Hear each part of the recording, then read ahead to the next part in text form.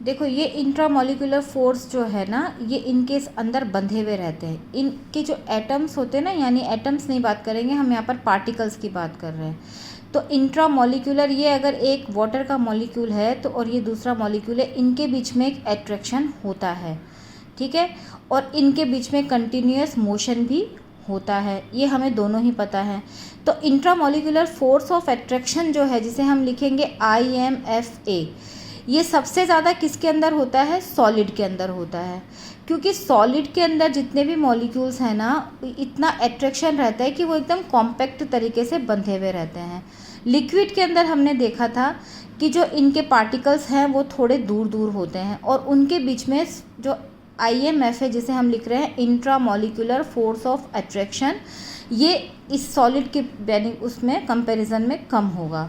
और गैस के अंदर ये सबसे कम होता है, क्योंकि इस वजह से इसके जो जितने भी मॉलिक्यूल्स हैं वो सब दूर दूर होते हैं, ठीक है। तो ये इंट्रामोलिकुलर फोर्स ऑफ अट्रैक्शन है।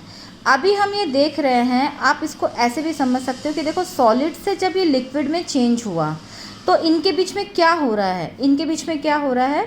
इनके बीच में जो ये IMFA है, इंट्रामोलिकुलर फोर्स ऑफ अट्रैक्शन है, वो कम हो रही है। यानी इनके बीच में जो अट्रैक्शन की पावर थी वो कम हो रही है, और इसको और ज़्यादा, और ये पावर इन्हें कहाँ से मिल रही है? हीट से मिल रही है, ठीक है ना। क्योंकि हीट देने से ही हम देख रहे हैं कि सॉलिड जो है वो लिक्विड में चेंज हो रहा है। सॉलिड लिक्विड में कब चेंज होगा? जब इनके बीच में इंट्रामोलिकुलर फोर्स ऑफ अट्रैक्शन कम होगा।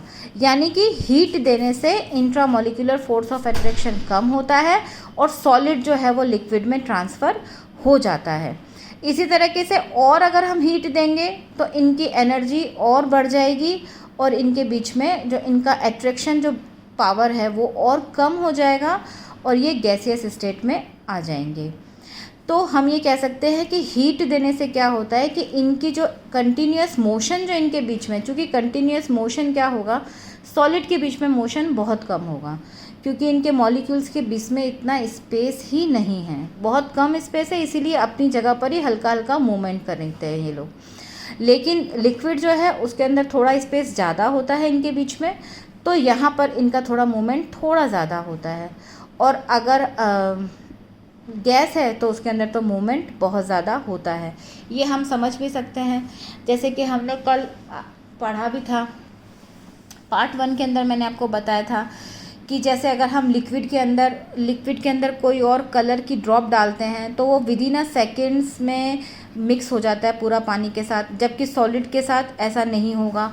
और गैस के अंदर अगर जैसे हमने कोई गैसियस कोई चीज़ डाली है, जैसे परफ्यूम लगाया या कोई और चीज़ की खाने की स्मेल है, तो वो जैसे ही हम उसके अंदर डालते हैं वो पूरा का पूरा जो आसपास का वो रूम है या जो भी जहाँ पर भी ये है तो वहाँ पर वो फैल जाता है। तो हमने देखा है कि मोशन जो है ना वो सबसे ज़्यादा होता है गैस में, उससे लेस होता है लिक्विड में, और सबसे कम होता है सॉलिड के अंदर।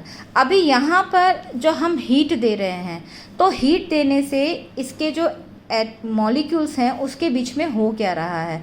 होता क्या है कि जब हम मॉलिक्यूल्स में, आपकी बुक में देखिए यहाँ पर एक पेज में लिखा हुआ है, ये जो मैंने इसको कलर्स किया हुआ है येलो से, आप अपनी बुक में पढ़िए उसको। उसमें लिखा हुआ था कि on increasing the temperature of solid, यानी जब हम सॉलिड का टेम्परेचर बढ़ाने लगते हैं the kinetic energy of the particles increase.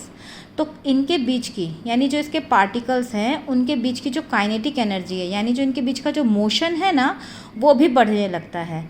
अब जब काइनेटिक एनर्जी इंक्रीज होगी तो पार्टिकल्स जो है ना वो वाइब्रेट करना शुरू कर देंगे और उनका स्पीड क्या होगा? बढ़ जाएगा। The energy supplied by heat overcomes the force of attraction between the particles.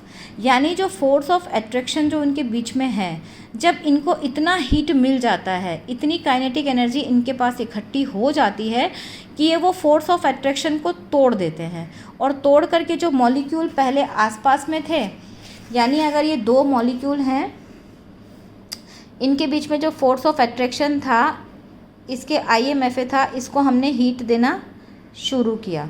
Heat देने से क्या होगा? इनका अट्रैक्शन फोर्स कम हो जाएगा और ये एक दूसरे से थोड़ा दूर हो जाएंगे और इनके बीच में वाइब्रेशन स्टार्ट हो जाएगा, ठीक है ना।